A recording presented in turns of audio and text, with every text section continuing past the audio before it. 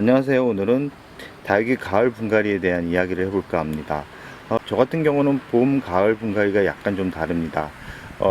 보통 여름에, 보통 봄에 이제 분갈이를 할 때, 분갈이 용토를 만들어서 쓰거나 아니면 시중에 판매되는 그런 용토를 구입해서 쓰는 분들이 있는데, 어느 정도 키우셨던 분들은 분갈이 용토를 자기가 직접 만들어서 쓰는 분들이 많을 거라고 생각을 합니다. 이 많이 만들어서 쓰는데, 그 분갈이 용토를 똑같이 하기보다는 약간은 다르게 하면서 닭을 키워보는 것도 닭을 나름 재밌게 즐길 수 있는 방법이라는 생각을 좀 해보는데요.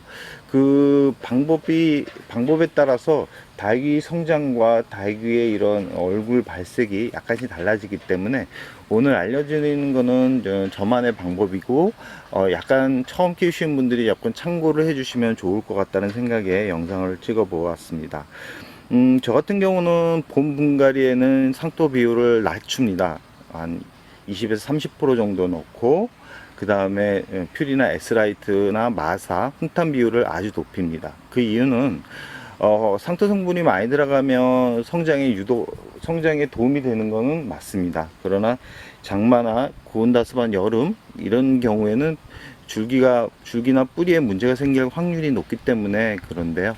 그렇기 때문에 저는 오히려 가을에 또 성장을 유도를 하기 위해서 상토 성분을 40%까지 넣습니다. 이 40%를 넣는 이유는 아까도 말씀드렸듯이 성장을 유도하기 위해서 그런데요. 가을 철에 해가 많이 들어오지 않는 그런 환경을 가지고 있는 분들은 절대 40%를 넘으시면 안 됩니다.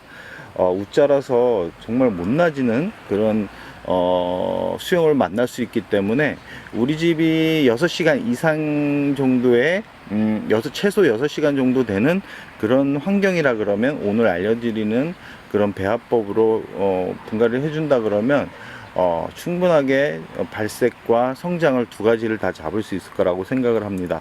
저 같은 경우는 분갈이 용토를 40%는 상토, 퓨리나이트나 에스라이트는 기본적으로 저는 30%를 봄 분갈이나 가을 분갈이에 똑같이 넣습니다. 그리고 퓨리나 펄라이트나 훈탄, 마사 정도를 나머지 재료로 해서 넣는데요.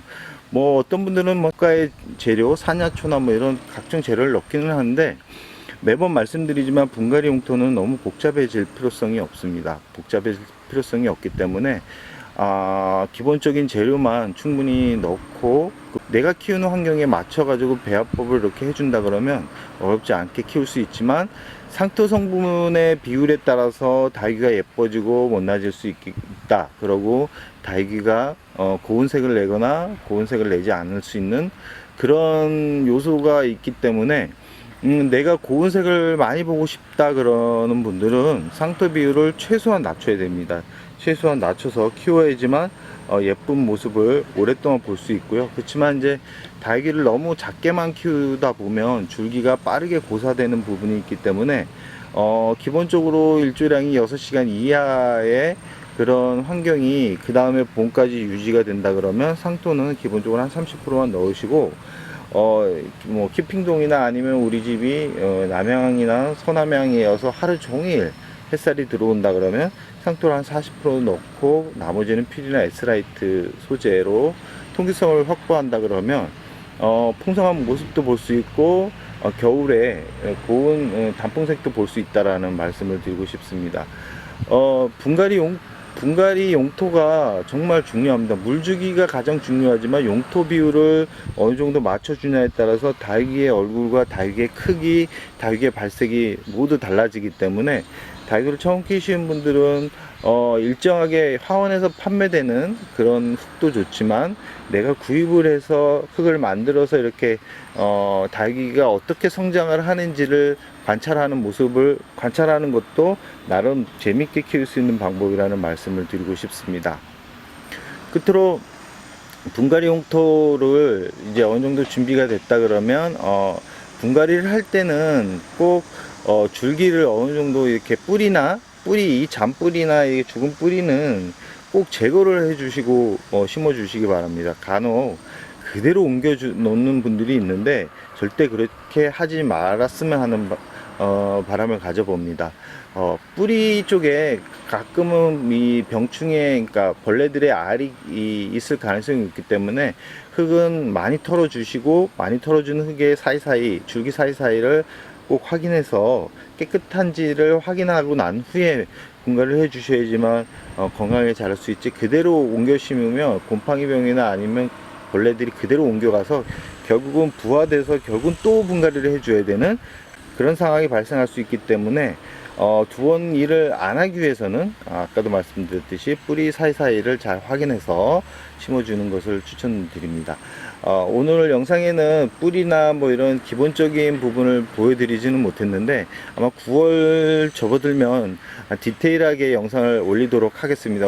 아직까지는 뿌리에 손을 대기에는 여름이 다 가지 않았기 때문에 오늘은 기본적인 상황 설명만 해드렸고, 9월 들어서는 닭을 처음 키우는 분들이나 이 뿌리에 좀 뿌리 손질에 두려움을 가지고 있는 분들을 위해서 디테일한 영상을 한번 찍어 보도록 하겠습니다.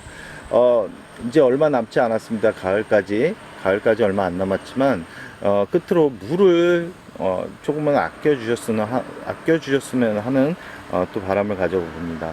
과도하게 물주기 했다가 힘들게 여름을 보냈던 닭들이 폭삭 주저앉는 그런 경우가 발생하기 때문에 조금 닭들 상태가 좀 불쌍해 보일지라도 참으면 가을에 또 그런 통통해진 모습에 또 홀릭하면서 닭 중독이 또 되살아나는 그런 부분을 만끽하시기 바랍니다. 그럼 오늘 영상은 여기서 마무리할까 합니다.